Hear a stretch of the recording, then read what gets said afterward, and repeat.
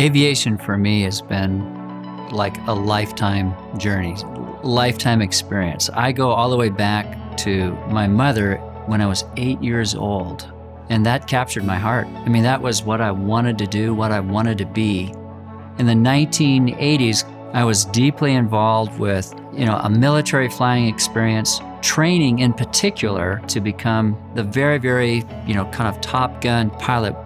And the initiative that kind of propels me today with electric aviation is the ability to bridge from the past to the future. FAA certification is the gateway of quality, the gateway of safety. For the first time ever, we now have a process with them for electric propulsion on airplanes.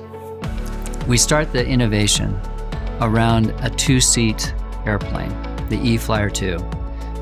Advanced composites, advanced aerodynamics, high technology, very latest in avionics. Electric motors and batteries and the trajectory of their evolution from 10 and 20 years ago to present day makes possible for the first time a very, very disruptive, lower operating cost, no CO2, and very low noise. That's the piece that changes everything. We are an all-composite airplane, very low parts count, but yet it's a robust system. One of the best selling points of this aircraft is the range of the aircraft, which weight directly affects that. So we are using FiberSim, which is a Siemens product, to optimize the structural integrity of the composite airframe. NX provides the outer shape of the plane, then FiberSim builds the layers of composites up from the outside in.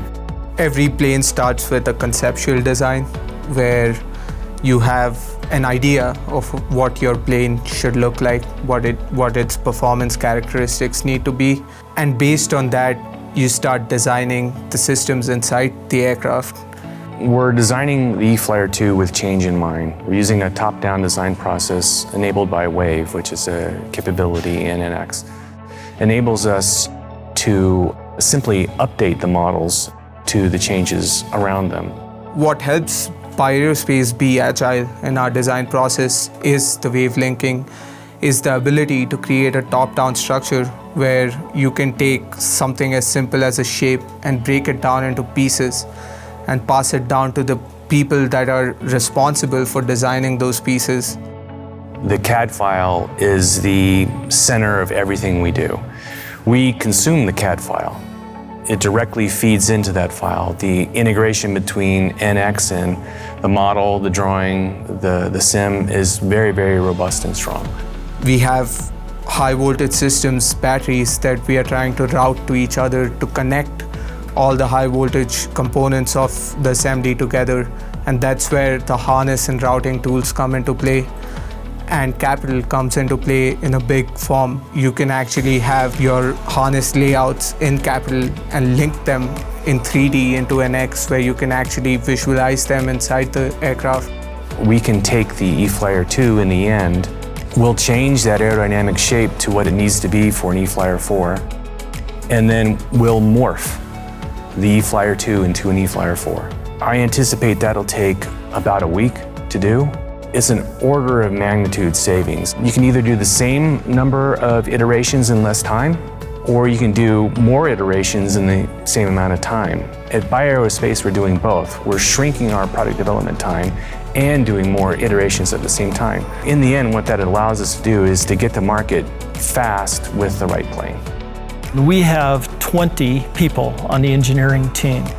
A typical company would have 50 to 60.